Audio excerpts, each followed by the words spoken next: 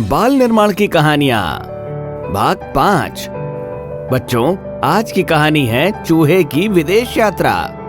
तो आइए मिलकर सुनते हैं। लंदन के एक बड़े से भवन में जॉर्ज नाम का एक चूहा रहता था। वो विदेश भ्रमण में बड़ी रुचि रखता था। अनेक देशों में वो घूमा था। यही कारण था कि जगह जगह के लोगों को उनकी वेशभूषा, आचार व्यवहार, संस्कृति, रहन सहन को देखने परखने से उसका ज्ञान भी बड़ा व्यापक हो गया था। जॉर्ज ने भारत देश की बड़ी प्रशंसा सुनी थी, अतएव उसके मन में भारतवर्ष देखने की प्रबल इच्छा उत्पन्न हुई। एक बार मौका देखकर जॉर्ज चुपके से कर्मचारियों की नजर बचाकर लंदन से आने वाले एयर इंडिया के एक वायुयान में सवार हो गया। कहीं कोई उसे बीच में ही मारकर भगा न दे, इस भय से वो चुपचाप प्रसाधन में छिपकर बैठ गया। दिल्ली का पालम हवाई अड्डा आने पर ही उसने चैन की सांस ली। जब सब यात्री उतरकर चल दिए और हवाई जहाज पूरी तरह खाली हो गया, तो जॉर्ज भी चुपचाप सभी की नजर बचाकर उतर गया। झिलमिलाती हुई रोशनी में नहाती दिल्ली की चहल पहल और रंगीनियों को देखते हुए जॉर्ज चुपचाप चला जा रहा था। इस अपरिचित देश में कहाँ रुकना चाहिए, यही वो मन में सोचता जा रहा था। तभी उसकी निगाह सामने से आते चूहे और चूहिया पर पड़ी। वे दोनों उसके पास जाकर रुक गए। चूहा कहने लगा, नमस्ते हमारे विदेशी अतिथि। आप कुछ परेशान से लगते हैं, कहिए हम आपकी क्या सेवा कर सकते हैं। जॉर्ज उनके मृदु व्यवहार से बड़ा ही प्रभावित हुआ। बोला, भाई तुमने ठीक पहचाना, मैं अभी अभी लंदन से आया हूँ। यहाँ मैं किसी को जानता नहीं, अतः वह कहाँ रुकूं यही सोचकर चिंता कर रहा था। भाई यदि ऐसी ही बात है तो आप मेरे अतिथि बने, इससे मुझे बड़ी खुशी होगी। मेरा नाम तन्मय है, आप मुझे तनु कह सकते हैं। और ये तुम्हारी भाभी जी। तन्मय चूहा बोला। नमस्कार भाभी जी। भारतीय परंपरा के अनुसार दोनों हाथ जोड़कर जॉर्ज बोला। तन्मय की पत्नी ने भी प्रत्युत्तर में हाथ जोड़कर अभिवादन किया। चलो फिर घर चले, वहाँ बैठकर बातें होंगी। तन्मय ने कहा।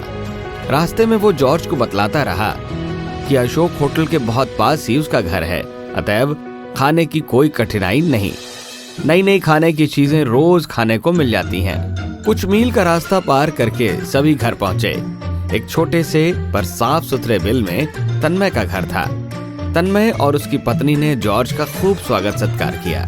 भोजन के बाद तन्मय ने जॉर्ज के स्वागत में अपने 4-5 मित्रों को एकत्रित कर लिया। कोई नाचने लगा तो कोई गाने। बड़ा ही हंसी खुशी का मनोरंजक वातावरण बन गया।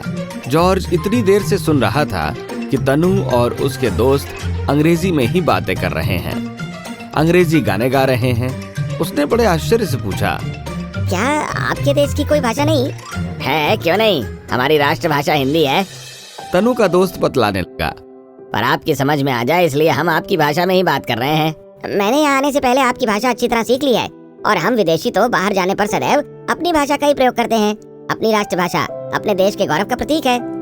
जॉर्ज गर्व से सिर तानकर बोला, हमारे यहाँ तो अंग्रेजी का ही बहुत प्रचार है, विशेष रूप से शिक्षा में, सरकारी कामकाज आदि में। तन्मय बोला, ओह, तभी तुम्हारा देश उतनी प्रगति नहीं कर पा रहा जितनी कि वो कर सकता है। अपनी मातृभाषा, राष्ट्रभाषा को छोड़कर पराई भाषा के प्रयोग से भला कहीं अपनी प्रतिभा का भी विकास हो सकता है। जॉर्ज ने कहा। तन्मय और उसके मित्र बड़े ही लज्जित हुए। बात उनकी भी समझ में आ गई। उन्होंने प्रतिज्ञा की कि अब वे सदैव मातृभाषा का ही प्रयोग करेंगे। अपने बच्चों में भी विदेशी भाषा के प्रति मोह न जगाएंगे। दूसरे दिन तन्मय ने जॉर्ज को दिल्ली घुमानी शुरू कर दी। लाल किला, कुतुब मीनार, जंतर मंतर, चिड़ियाघर आदि अनेक स्थान दिखाए। जॉर्ज तनु की अतिथि परायणता से भी बड़ा ही प्रसन्न था। जितनी आत्मीयता और स्नेह उसे भारतवर्ष में मिला था, उतना तो अपने देश में भी नहीं मिला था। वहां तो भौतिक सुख सुविधाओं का ही अंबार था, पर सच्चा प्यार पाने के लिए प्राण तरस उठते थे। 15 दिन तक दिल्ली की खूब सैर करने के बाद जॉर्ज ने अपने मित्र से विदा चाही, जिससे वो भारत के अन्य दर्शनीय स्थान देख सके। विदा के पूर्व तनु ने एक विशाल प्रीतिभोज का आयोजन किया, जिसमें उसके बहुत से मित्र भी थे। जॉर्ज अपने मित्र के स्नेहपूर्ण व्यवहार से बड़ा ही कृतकृत्य था। विदा के दिन तन्मय ने पूछा, दोस्त सच सच बताना कि हमारा देश तुम्हें कैसा लगा। मैं जो भी कहूँगा सच ही कहूँगा। सच कहने के लिए चाहे वो कठोरी क्यों ना हो, मैं बहुत बदनाम हूँ। अपनी बड़ी बड़ी सुंदर आंखों को ऊपर उठाकर मूंछों को फड़फड़ाकर जॉर्ज बोला, फिर पल भर चुप रहकर बोला, दोस्त, तुम्हारा देश जैसा सुना था वैसा ही पाया। पृथ्वी पर स्वर्ग जैसा लगता है। प्रकृति ने इसे खुले हाथों से वरदान दिया है। पारंपरिक प्यार और सहानुभूति जितनी मैंने यहाँ पाई है और किसी देश में नहीं है। ईश्वर में आस्था विश्वास तुम्हें बहुत से पापों से बचा ले। तुम्हारा देश और संस्कृति बहुत महान है, पर कहते हुए बड़े ही श्रद्धा के भाव भरे थे जॉर्ज की आंखों में। पर क्या? तन्मय ने तुरंत पूछा। पर भाई, किसी देश की संस्कृति की महानता तभी तक रहती है जब तक कि वहाँ के रहने वाले उसे बनाए रखें। तुम्हें सुनकर बुरा तो लगेगा, पर सच है तो कहूँगा ही कि तुम लोग अपने देश के गौरव को, उसकी महत्ता को भुला बैठे हो। तुम विदेशी भाषा का, विदेशी सभ्यता का अंधानुकरण कर रहे हो। ध्यान रखो, हमारी भौतिकता तुम्हें कभी सुख नहीं दे सकती। यदि भौतिक सुख साधनों से ही आत्म शांति मिल पाती तो फिर हजारों विदेशी उसे पाने के लिए तुम्हारे देश में ही क्यों आते? यदि तुम अपनाना ही चाहते हो तो हमारे गुण अपनाओ, सफाई, ईमानदारी, शिष्टाचार, नैतिकता आदि। ओह, मैं तो उपदेश ही देने लग गया। तुम भी मन में क्या सोच रहे होगे? कहते कहते जॉर्ज अनायास ही चुप हो गया। नहीं मित्र, तुम सच ही कह रहे हो। अपने देशवासियों को मैं तुम्हारा संदेश जरूर दूंगा। तन्मय भाव भरे स्वर में बोला। तन्मय ने जॉर्ज को बहुत सारे उपहार दिए। दोनों दोस्त देर तक एक दूसरे के गले मिलते रहे। जॉर्ज कहने लगा, भाभी जी को लेकर आओ ना कभी। हाँ, जरूर जरूर। तनु की पत्नी प्रसन्न होते हुए बोली, मैं तुमको तुम्हारे स्नेह आत्मीयता को कभी भुला नहीं सकता। जॉर्ज रुंधे गले से बोला और आंसू भरकर चलने लगा।